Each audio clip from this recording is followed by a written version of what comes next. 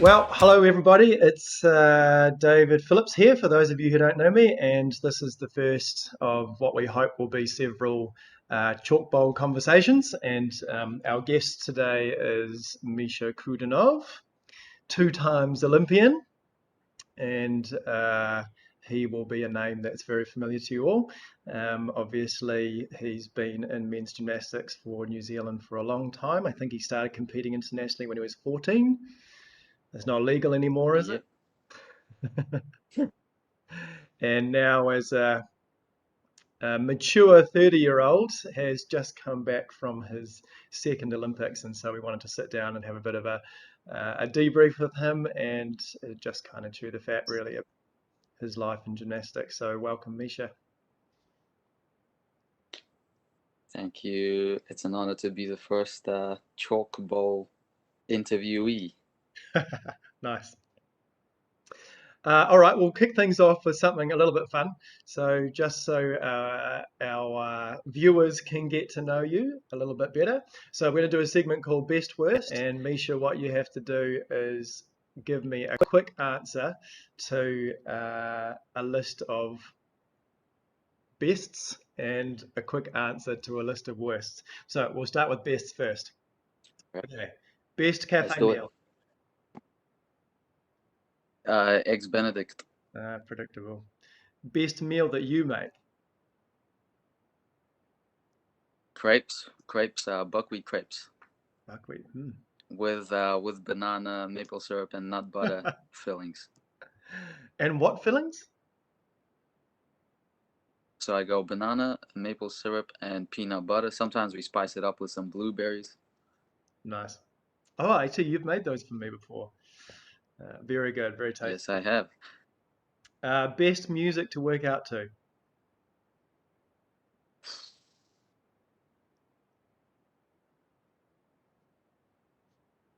Do you work out to Quiet, music? silence, no music, no music. Silence. Nice. Your best gymnast, as in your favorite.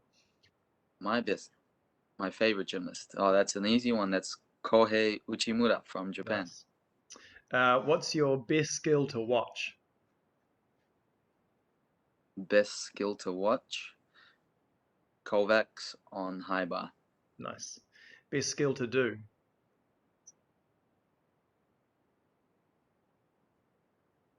Coleman on high bar, which is the full twist in Kovacs. Nice.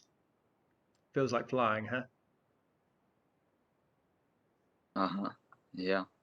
Nice. Okay, best holiday location. Tauranga, New Zealand. Nice. The Mount. Best competition ever for you. Competition ever for me. The 2021 Oceania Championships. With that now famous picture. Oh, I Nice. can't believe they snapped that picture. So Perfect good. timing. Moment in time. Perfect. Best life hack. Best life hack. What is a life hack? You know, like a shortcut or a trick or something to get you there faster, easier, better. Just relax and let it come to you. Nice. And last one, your best people. Best people, like In your life. closest friends and stuff Yeah. in my life. Well, that would have to be my lovely partner over there, Denise Hassan, wherever she is. She's here somewhere. Nice. Um, my immediate family, and of course, all of the family that we have at TriStar. Awesome. All right, now we're on to the juicy stuff. Worst. Here we Worst go. injury. Worst injury, knee dislocations. Oof. Dislocations, plural. Yeah, more than once. Brutal. What's your worst crash that you've had in the gym? I was 15 years old. I was doing a pike gaylord on high bar, which is that double front pikes over the bar. Yeah. And then you catch it on the other side. I let go too early, and I didn't have a mat slider. It was still relatively new at the time. What, For Matt me, I think Slider? it was only my second day. no mat sliders, yeah. And I caught the bar with, I can still feel it. Like Oh there's this no. thing where I got stitches right in there. Long story short, in the end, we had about 2 or 3 Sorry, rubbish the bags dog. full of foam that we had to take out of the pit. No worries. Okay, that's definitely a good crash. What's been your worst gymnastics tour? Excuse my Worst dog. He's gymnastics all tour. excited about something. Worst gymnastics tour. They've I all been don't think I amazing. really had. Oh, Well, they're all really fun, even yeah, though like you can have a bad competition, they're all really fun. But if I had to pick the worst competition I've ever had, it was probably the 2009 World Championships. yeah. Why? Yeah, I took like half the skills. I took like half the skills out of my routines. I remember like I started having mental blocks. I couldn't do some of the releases on high bar, and I still fell all over the place during the competition. I think a Yeah, part of that was I had some big stars in my group. So for the people that don't know, the year after the Olympic Games, when you go to World Championships, you're not going with a team, and they put you in random groups. And I had pretty much a current world all-round medalist and a current Olympic all-round medalist in my group. And I oh, remember sitting there with a camcorder during the competition, yeah. just filming them, and then I would go up and take my turn. In So the like my competition, focus was just you can't even not do that. during the actual competition. I know, I was just filming with a camcorder. You're probably the reason they brought in that rule that you can't use devices on the gym floor. Might well be. You were fanboying your heroes. I really Nice. was. All right. Worst food. Olives. Can't take them. Worst conditioning exercise. Worst conditioning exercise. What don't I like doing? I don't like doing V-sits. I hate V-sits. V-sits. Wow. Even though Uh, I'm trying to get it better, like my body just does not like to do V-sits. what was your worst subject at school?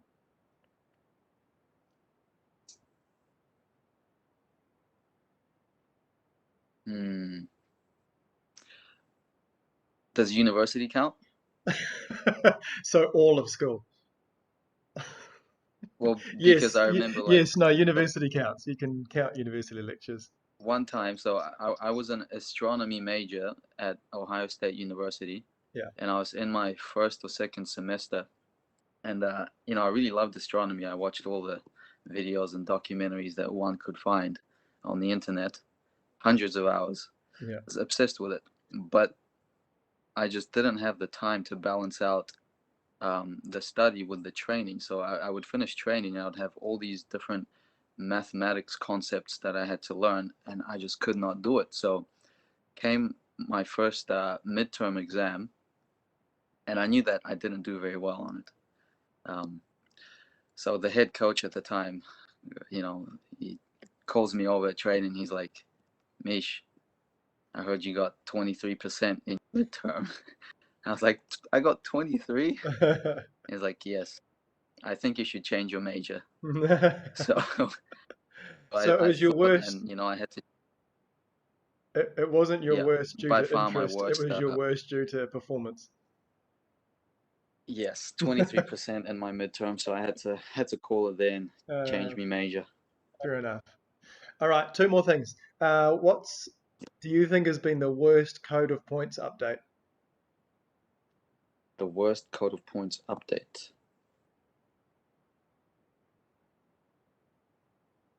Hmm. Hmm.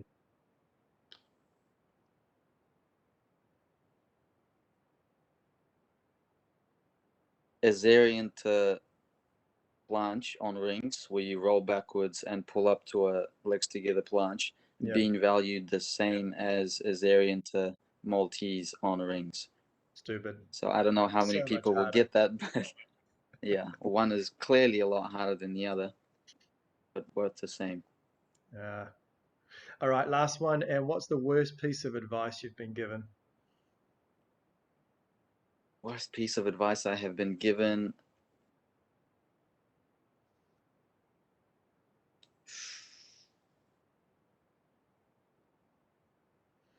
Man, there's been a lot of bad ones in my day. Just pick one. Absolute worst. Um, Hopefully it wasn't from me. no, no, no. Man, this is a hard one. I can't even like put them into words. Worst piece of advice I've been given.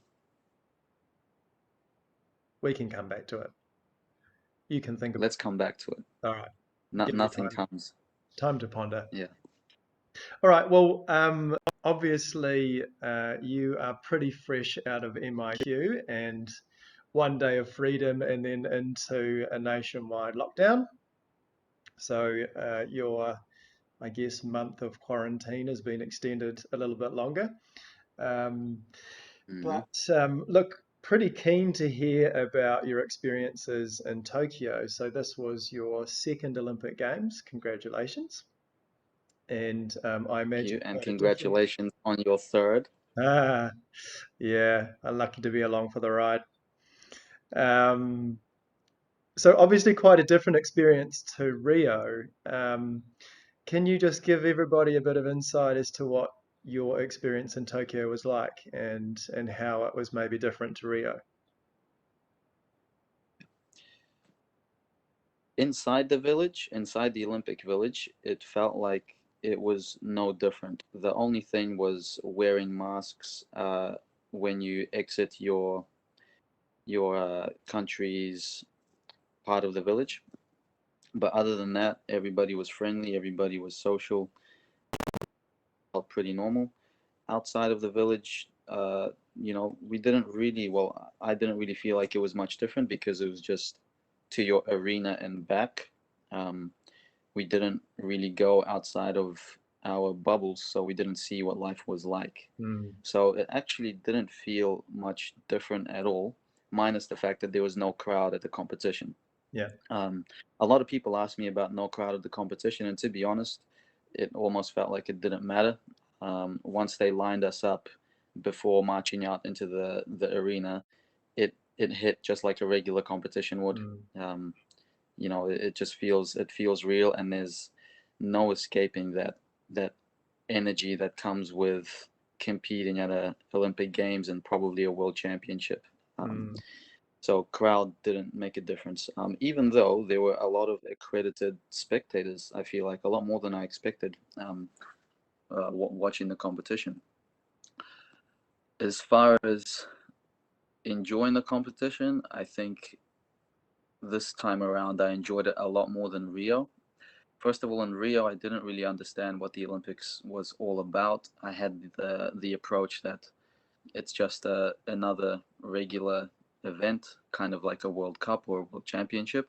mm, So it didn't really hit me. And then in the last 5 years, I think I understood that the Olympic Games is a different experience altogether, and it made it more special this time around for sure. yeah. One of the things that the New Zealand team are pretty well known for the support staff is they create quite a cool team environment. What are some of the things that they did this time round that made you feel a part of a wider team? Mm. Well, I really liked how they had the same, I think, three people switching shifts downstairs in the lobby Yeah, of what do you call it? Do we just call it our building yeah, in the lobby of the New Zealand building? Um, I think you'll remember this one. One time we came down early in the morning, and well, I forgot his name, but he was trying to fix the coffee machine with scissors. oh, Bevan. Bevan was trying to fix the coffee machine with scissors, but in the end, it just wasn't plugged in to the wall. That's right. So there was always something going on down there, and a lot of people just hang out down there just for the vibes, you know. Mm, yeah, yeah, they do a great job for sure. And this year you got given a ponamu, which is a pretty common tradition for Olympians. And I mean, tell us about what that means to you. Well, the Pounamu is the green stone, and it's quite a theme when it comes to New Zealand events, not just gymnastics, but all sports in general. Commonwealth Games as well. Commonwealth Games and Olympic Games. There's a big green Pounamu that's always carried from all the villages, and I remember way back from 2006 in my first Commonwealth Games, and they give you the opportunity to come and touch it for, Mm. for good luck or Modi whatever. stone, But yeah. but it's the same big stone. So what they do with the Pounamu necklaces is, I forget the name of the tribe in New Zealand, but it's handcrafted. Each one is different, so no two are the same, and the designs were different from last Olympics as well. Mm, So last Olympics we had like a rectangular design, and this one was a circular one. mm, So mm. oh yeah, I'm gonna keep those with me as memoirs for as long as I live. Yeah, for sure. So, next question is, your life has changed quite a lot since the Rio Olympics. So you're now a father and holding down a full-time job coaching, um, and you're 30 and have the aches and pains that come with a 30-year-old gymnastics body. So how has your preparation changed, I guess, from Rio to your preparation for Tokyo this time around? Yeah, I remember for Rio, I could kind of just train as much as I wanted, and I didn't really have to face much consequences. So I was a lot more fresh and, you know, not as prone to injury. But still, I remember I had some limitations. I remember we went over there with a bit of a sore shoulder. I think my AC joint was flaring up, so I still had Mm, to be careful. But this time around, I've definitely had a lot of niggles and minor injuries that have come up. So, we can take this back to even longer than Rio, where there came a point where I started to understand that what I do and how I treat my body is creating a huge impact on my training. Something as simple as sleep, where everybody knows that, there's definitely a certain amount of sleep that you need to get every night. And if you don't get it, you just don't perform as well. So I started doing research into nutrition and experimenting with different things. What to eat before training, how much to eat, how long before training. So throughout the last probably 8 years or so, I've kind of tailor-made my life to be around allowing me to get the best out of my daily trainings. And I've taken all the information and used it heading into the Tokyo Olympics, if that answers the question. yeah, yeah, definitely does. Um, so in terms of the way that you compete, um, and prepare for competition.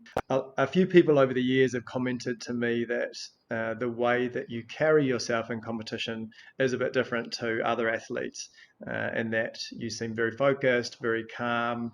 There's not a lot of busyness to the way that you go about your competition space. You seem quite, you do your turn on the apparatus and then you sit still. Um, Talk us through that. Like, what's that? How is that a strategy that helps you? When I was younger, I was the type to get overly nervous for competitions, so much so that it would get in the way. If I was nervous, I would just that would translate into fear, and then I wouldn't perform as well because I was focused on the wrong things. And that actually took a long time for me to realize that I'm focused on the wrong things. I'm Mm, focused on whether I'm gonna make my routine or whether I'm gonna make a mistake. Um, so if I felt good, excited to compete, I would get too much adrenaline, and that would mess me up as well. So It took probably what I'd call a 5-year process of constantly being just pushed over left and right during competition until I started to get a sense for what kind of state I had to be in, to maximize my chances of hitting a good routine. Um, so what did it for me was that understanding that being nervous is not going to help me. Mm. Right? If I'm overly relaxed, where you're just kind of aloof, of course, that's not good either. But it's almost like I felt like I had to be nervous for a big event, otherwise something's wrong with me. Mm. So just to make myself really believe that being nervous is not going to help me, so that my whole being is in compliance. Well, yes, being overly nervous is not going to help. Let's settle down. Yeah. And the second part to that would be, I started to get a sense during the competitions how I would have to conduct myself in trainings in order to get a good result in the competition, in order to Mm. be more prepared to do my routine. I would salute my arm and I would be feeling like, what do I do? This is not how I feel in the gym. Yeah. Like, so much so that I literally had no idea what was about to happen, lost all control. So I would get myself to feel in the training gym more or less how I would be at the competition. And then over the years, it was kind of, you know, a bit of take and give from both sides. I would learn how I felt in the competition. I would take that back to the gym. I would feel how I am in the gym more, and I would take that feeling with me to the competition Mm. so that I'm in a similar sort of state. So, practically, how did you recreate the feeling of competition in the training setting? Because you often hear, and you hear coaches talk about their athletes not taking their routine turns seriously or not getting into that kind of heightened state of stimulation like you are in a competitive setting. What kind of strategies did you use to recreate that feeling? The strategy that I would say benefits me the most is to understand how I'm actually doing the skills, to create checkpoints, so to speak, Mm. during the skills. If uh, if it's all just muscle memory and I don't actually have any conscious idea what I'm doing, then it makes sense that when you go to a high energy environment where the adrenaline is pumping, well, the muscle memory is going to likely come out different. Of course, there are people here and there that, they just have those nerves of steel and they perform better under pressure. I wasn't one Mm. of those people. So for me to get these checkpoints that if I hit them, I know that most likely I'm going to make this skill successfully. Mm. Um, when I'm at the competition, all of a sudden now I have some information to go with. I'm not just waiting to see what happens or hoping for the best. I have tools in my kit, so to speak, and no matter how I feel, I can remember that knowledge. And first of all, there's a sense of comfort in that you have something that you can go with. And second of all, it makes you pay more attention during the routine, Mm. where all gymnasts and probably most athletes will know that when it's that time to shine, where you're when you're competing, you can space out quite easily and get distracted. So it forces you to stay in the routine from start to finish. Every single skill, couple of checkpoints, keeps you in it until you hit that end. Mm. So in the competition space, I'm curious to know. Um, Sometimes in the warm up, you'll do your warm up turn, and then while you're waiting for other people to take their turns, you'll just sit down and go into quite internal, and you're thinking, what are you thinking? I'm not thinking. It's like fine tuning your inner space. Yeah. So you know, we all know what it feels like to be comfortable, and we all know when we are out of the state of comfort. Mm. So to make sure that I feel comfortable inside of myself, because when I do, I'm more attuned to what's happening. I'm more attuned to my body. You know, your memory is functioning better. So once you've taken a turn, you can kind of analyze a little bit more what happened. Yeah. So you know, just trying to get into the right state of mind. It's like a self-regulation thing. Yeah. Yeah. Awesome. So in the media at the moment, there's quite a bit of conversation about athlete well-being, um, and particularly within gymnastics, which is um, really a young person sport in a lot of ways, although that is changing. Um, I'm just curious to know what your thoughts are about gymnastics as an environment that can promote well-being, because it sometimes comes under scrutiny for the wrong reasons. But for all the people that are lifelong gymmies and are involved in it, you know, we certainly can see the benefits. So I'm just curious to hear your take on that. So what I think about the current space of gymnastics, specifically to well-being. Sure. Yeah. Hmm. Well, I can only speak for my own experience, and my own experience was one that it took me a very long time to really believe and understand that it's not about just hitting or missing, and you know, if you compete bad, then that's it. That's bad. Mm, Don't know if I'm making much sense here, but it took me a long time to understand that gymnastics and any sport, it's for you to get better.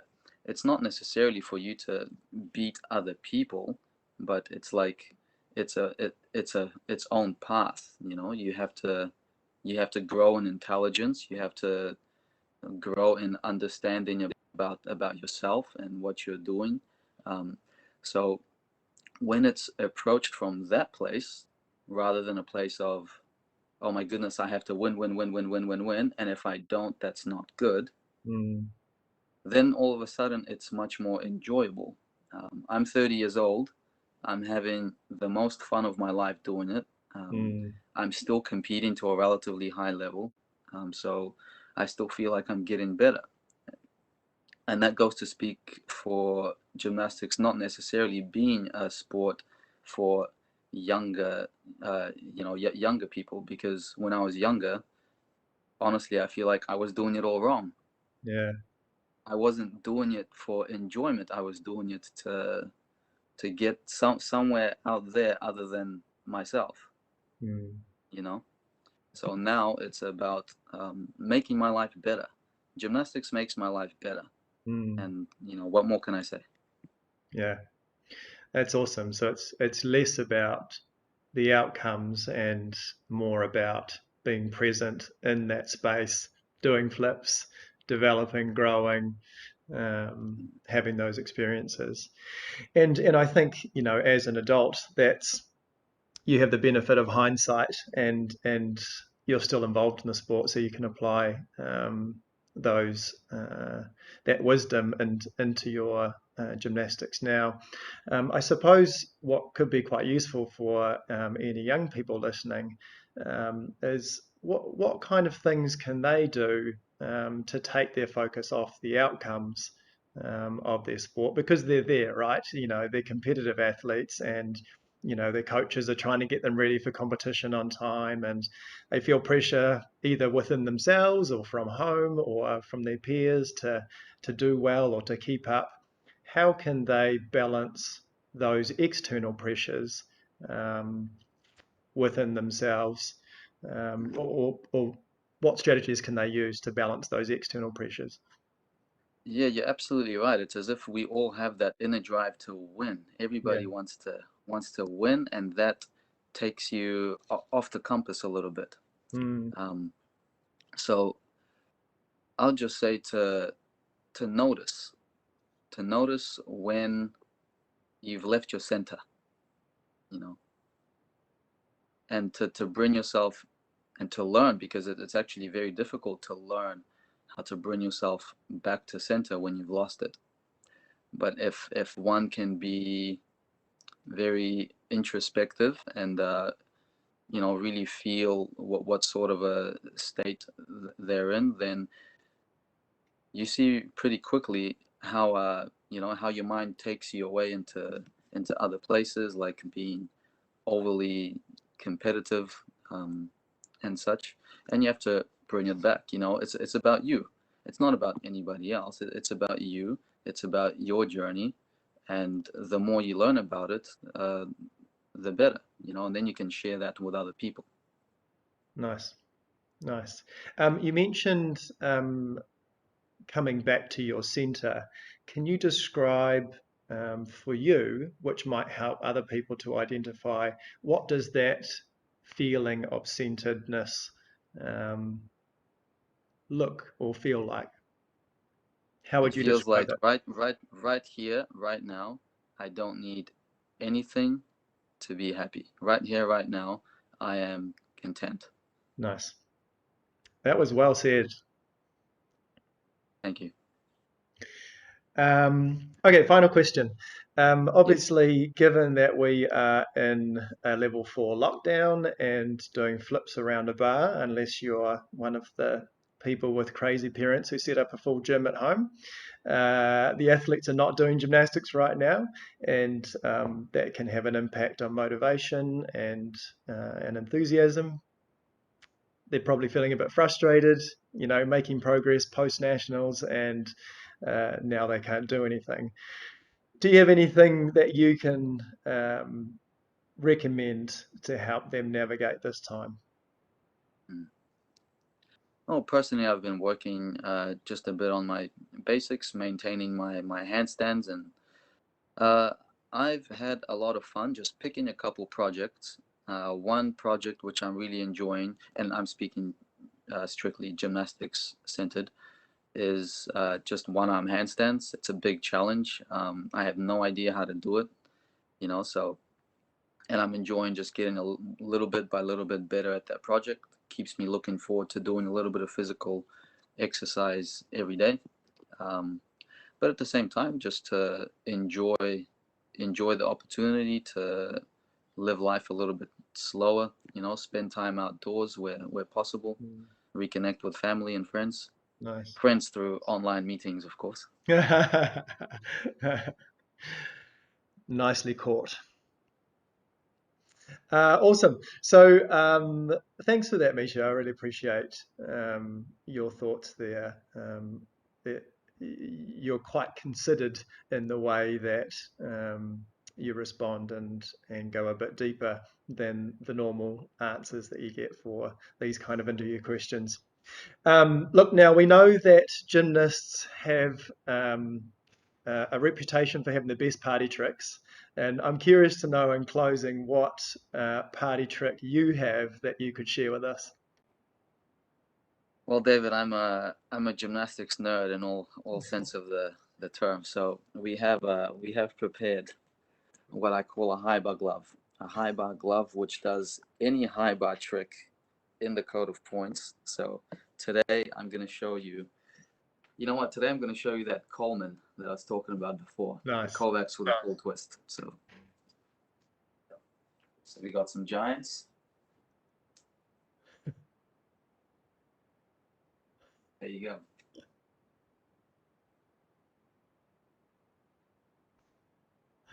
Can you There hold it the is. glove up so we can see it? Yep. There it is. Ah, that's awesome. Is that like an old ski glove? Yeah, it's an old ski glove. I used to do it with my hats and my books when I was in school, and then I found the glove. So tell me, that was quite skillful. How long have you been doing the gymnastics high bar glove for? 16 years. No, yeah, 16 years. Oh my goodness, you are a gymnastics geek. Well done. I don't do it as much anymore. Well, I suppose you could do it for young Mila now as like a trick to Oh entertain yeah, her when she's a bit that's a good ratty. idea. She hasn't seen it yet. Well, there you go. That could be just this afternoon's activity to fill in some time. Awesome. Well, thanks, Misha. Appreciate your time, and we look forward to seeing what the future holds for you in gymnastics. And I know that anybody listening to this will definitely benefit from your words of wisdom. So, cheers. Appreciate it. Thank you, David. I had a lot of fun.